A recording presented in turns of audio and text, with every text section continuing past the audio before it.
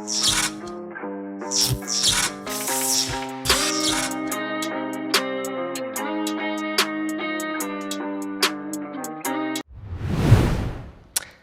guys, welcome to Real Reds Talk. My name's Nick and I'm going to be discussing topical items surrounding Manchester United as things heat up as we're getting closer and closer to pre-season now. However, we're not getting closer and closer to transfers. It's a bit of a stalemate at the moment. Things have gone quiet on Timber.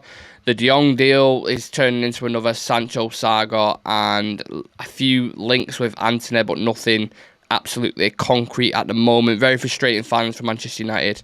Very frustrating fans. Very frustrating times for Manchester United at the moment, especially when you've got these journalists coming out on Twitter saying deal imminent, deal close, deal nearly done, blah blah blah, and they have absolutely no insight at all to these deals. They're just trying to get clicks, which is super frustrating, especially when, as United fans, we kind of feel desperate in a minute. We need someone through the door. You look at the back end of last season, or even the last 3-4 months, it was just abysmal, wasn't it? It was really, really bad.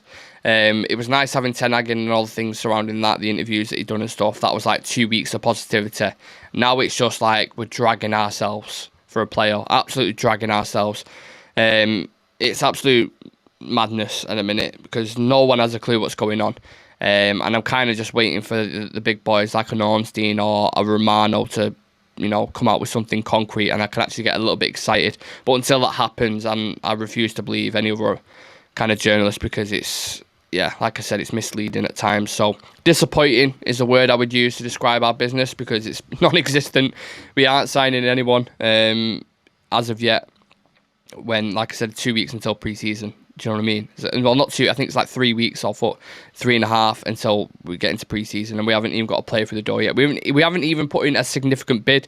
Man City have just got Erling Haaland, by the way, and Liverpool have just got Darwin Núñez, and they were already far superior to us. It kills me to say it, but it was. Liverpool nearly did the quad last year, and City, as we know, dominant, absolutely dominant. They just added 2 world-class players to their ranks. What the fuck are we doing? What are we doing? Yeah. Let's just get into the story though. So the first story is, a little bit more positive. A player I haven't actually heard much about, to be honest, and this is coming from Fabrizio Romano himself. So he says Manchester United and Crystal Palace are leading the race to sign Derby County's Malcolm Ebioe. Sorry if I've butchered that. A talented striker born in 2003, so I think that would make him like 19 years old. So young lad. Like I said, never heard of the player, I have to be honest. He's got 1 goal and 2 assists in 16 games. Now, people will look at that straight away and be like, oh, well, that's shit. Well, you're not about blah, blah, blah. But sometimes it's not all about stats. You can check the eye test if he's got the potential there. And maybe that's something that Manchester United have seen. Like I said, he could be talented, but I have to be honest, I haven't seen him play at all for Derby. So maybe I'll have a look tonight and see exactly what he's about and what his strengths are and what his weaknesses are. Because if Romano's tweeting it, there's 9 times out of 10 there's something in it. If he's well scouted, has the right personality traits to succeed, and looks like he has bags of potential, then I don't see any reason why not to go for this lad. Do you know what I mean? Like I said, I can't really give my full opinion on it because I haven't seen the guy play. So I'll watch him tonight, and then if a news article comes out next week or within the next few weeks about him, then I can give my proper opinion on it then. Just bear with me a second. Such a dry throat. So yeah, we'll move on from that. This one is from Ekrem Konur, if that's again how you pronounce it. And he says Manchester United are planning to make a €50 million offer for the Brazilian star Antony. I don't know why I've got this feeling about this deal, but I've just got this gut feeling. There's no logic behind it at all. I don't see it happening. Don't know why. I feel like we need midfielders more. I think we could do with 2 midfielders, a centre-back and a striker, because we should address the spine of the team. I don't know if you guys remember, Adam said it a few times when we've been doing shows and stuff. He said we have got a few slip discs in that spine that we need to replace. That is the core element of the team. If we get a centre-back, 2 midfielders and a striker, that's a great start. Then we can branch out onto the vertebrae, the wingers, the right-backs, the left-backs, if that analogy works. I'm not entirely sure. I'm not a back doctor. But, yeah, I feel like What would you rather go with? I think with wingers and attackers, we've got Rashford, Palestre, Ahmad, Sancho, Garnacho. Yeah, quite a good few young talents in there. Rashford's been inconsistent. Well, he's been more than inconsistent. He's been shite last year, let's be honest. But we know the talent is there in the player, so maybe Ten Hag can get something out of him. Then you've got a situation where you've got Sancho, Rashford, Ilanga, and then either Palestre, Ahmad, or Garnacho, who could have a breakout season. Do you know what I mean? So that's not too bad in that aspect. You look at midfield, we've got Fred and McTominay. I know we've got Bruno and Donny who can play there as well, but it's just like, we know how bad our midfield is. So that is an issue. I'd much rather get two midfielders, honestly. I really would. Even though we haven't got a proper right winger, because we bought Jadon Sancho with, believing he would be the right winger. And then he goes out on the left and he's playing phenomenal on that side. So you're like, wow, we need another right winger. Fucking hell. So I know we need a winger. I'm well aware of that. But I feel like we need a midfielder more. His price tag for Antony, I think they're looking at around 50 million. They want for him, which is less than I thought it would be initially. I thought it'd be the similar price to Sancho again, like 70, 80 million. So that's a positive, I suppose. It's another player who Ten Hag knows, has worked with before, and that'll make the transition easier for a player to hit the ground running, as well as the manager. Him and Sancho supplying Ronaldo would be insane. I think a defensive line will look at that attack and be like, shit, we're going to have a tough night tonight. Because Sancho and Antony are great dribblers of the ball, great, like really good creative players. And yeah, they'd have a tough time. And then you've got to look after Ronaldo in the middle, who's, in my opinion, the greatest a football pitch has ever seen. So, yeah, let me know your priority list, guys, who you would go for. Do you think it's important to address the spine? Or would you guys go for wingers and wingbacks and stuff? Let me know in the comments section, and I'll certainly have a read of them. Let's go into midfield again. So we're looking at Ruben Neves, and this is from Sport Witness, and it says the Manchester United offer to Wolves much more attractive than competition's proposal in hand. Deal could be close. It's written a little bit weird, that. I'm not sure why they've put it like that, but they're basically saying, Neves is an option. It could be close, essentially. I think this deal only happens if we don't get De Jong. If the De Jong deal collapses for whatever reason, and there's potential for that to happen, let's not get it twisted. If Barca sort out some financial package, or they sell a different player, or they get a specific deal with a company or whatever, it's not out of the realms of possibility, then they could be like, well, we can keep De Jong now. So again, it's another thing we're taking time. Just throw in a decent offer that suits you and them. We've put in 60 plus 10. They don't want it. Do 70 plus 10 in add-ons. Add-ons being we get into Champions League and etc. All that kind of stuff. Not stupid add-ons. Woodward used to do, saying if you cat does a backflip, we'll give you $5,000 at the end of the year. Like, let's not do stupid shit like that. Let's be proper businessmen in this transfer window, and let's put a decent offer in for him. If that all collapses and it don't work, and Barca are saying we want 90 million, then I agree. Move on. Look at Neves. Put in an offer for him. But then even Wolves managers coming out saying, oh, we want 70 million or 80 million for Neves. And you're like, well, how are you going to get the same amount of money of what Barcelona are asking for Frenkie de Jong? Because Frenkie de Jong is a better player than Neves. They're similar. They're both kind of eights, not similar, very similar in style, but they have, certain assets that, they're both good at. But de Jong is better. He's a better player. So 70 million is more justified. Paying that for De Jong, it's more justifiable than paying it for Neves. I think I would be fuming if we went and got Neves for 70 million plus 10 million add-ons. Like, it's crazy what that amount of money gets you these days. Liverpool just signed Darwin Núñez for 80 million plus 20 million in add-ons. 10 years ago, that got Real Madrid Cristiano Ronaldo.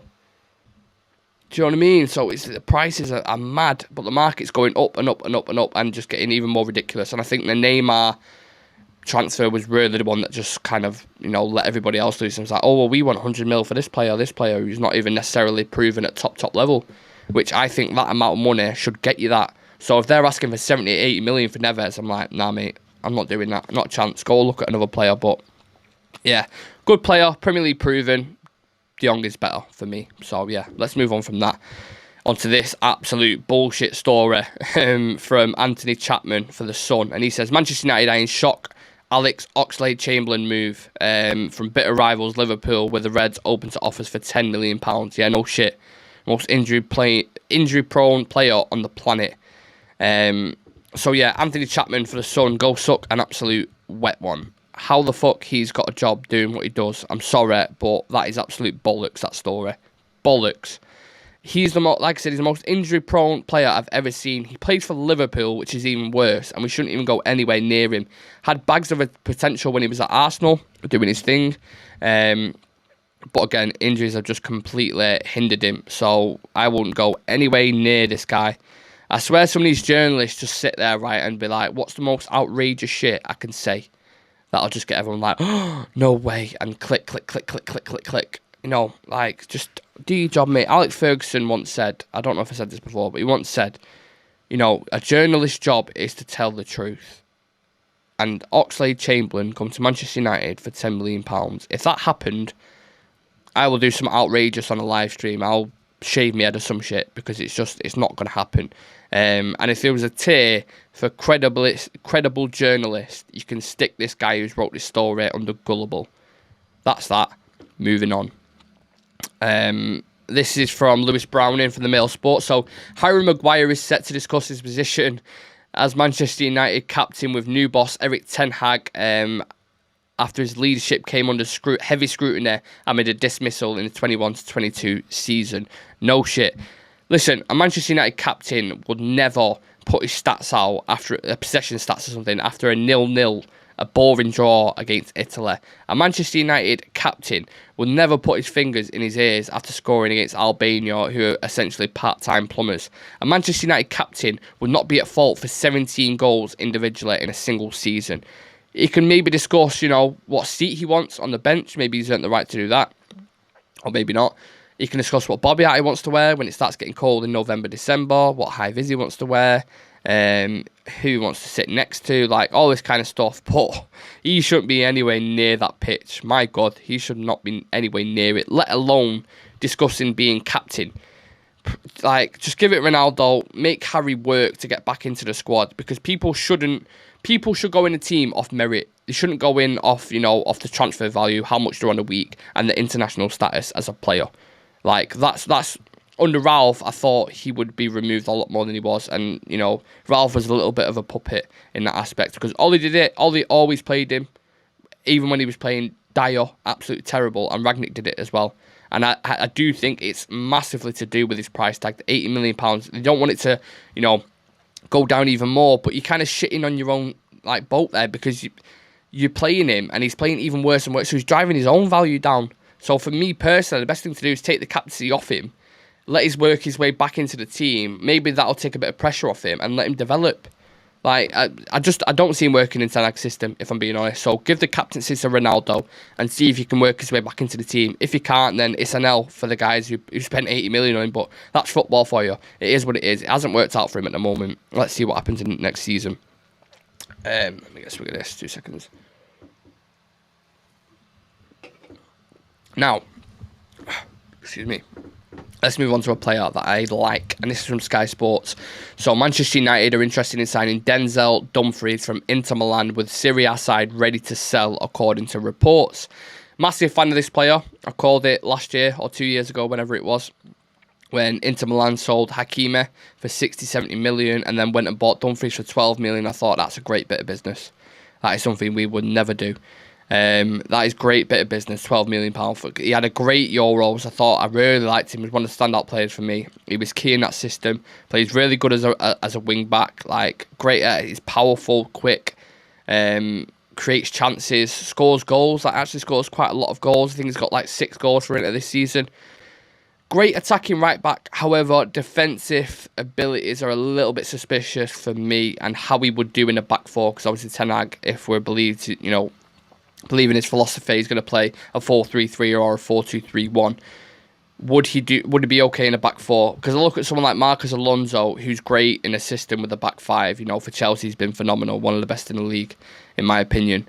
But you put him into a back four, all of a sudden he looks a bit suspicious defensively. So is the same thing going to happen with Dumfries? I'm not entirely sure. Maybe Ten Hag knows him a bit better. And it'll have a system in place that'll complement him, because he does like his wing backs bombing on. But look, I wouldn't mind him at all. Like I said, I like the player. I think we could probably get him for around 30 million. Inter Milan would double the money in that sense. I'm just not sure why Inter Milan want to sell him. Have they got another right back who's pushing in? Like, haven't they got Darmian? Or I might be naive. I don't watch much of Italian football.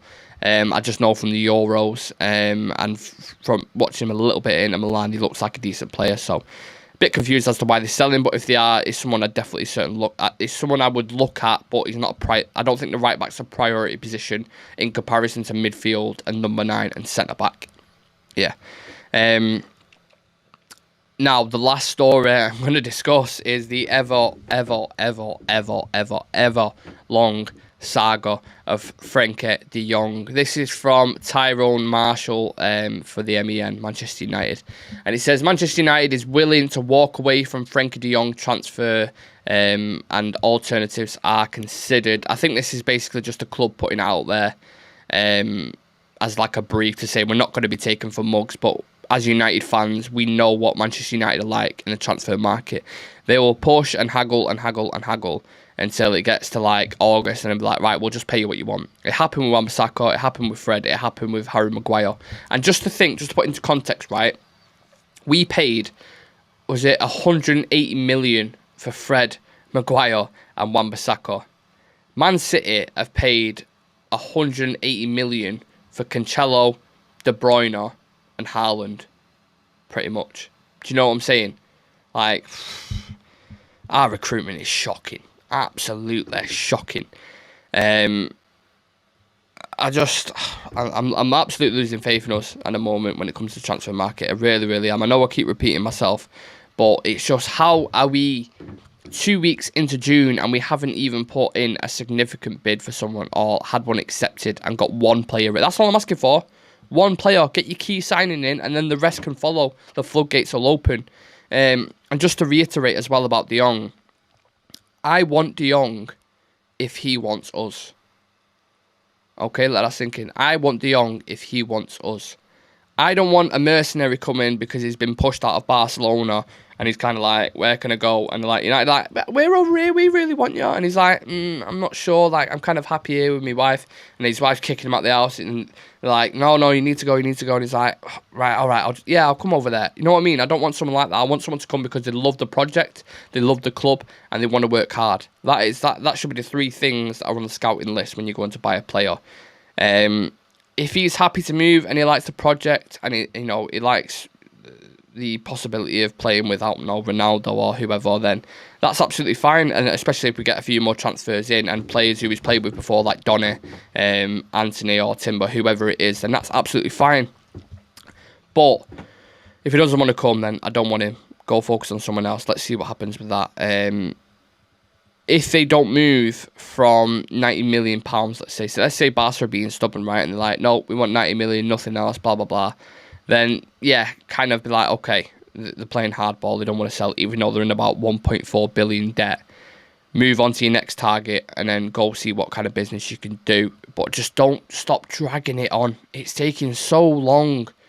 And United fans will know this notoriously, we cannot work on more than one deal. It seems like one deal, we spend ages on it, and then the last few weeks of the window we're kind of like panicking, and that's why we end up with like the likes of Igalo or Cavani or whatever. You can say whatever about them players, but them deals were not planned at all. Even Donny van de Beek, that deal weren't planned. It was kind of like Ajax was like, do you want this player? And they was like, don't really suit the system I'm playing, but yeah, fuck it, let's have it. Do you know what I mean? There's no plan at all. And that definitely needs to change at Manchester United. Let's not have 4 weeks back and forth nonsense of fans getting excited and then disappointed and excited. He's not staying, he's going, he's doing this. Like, let's just not have that.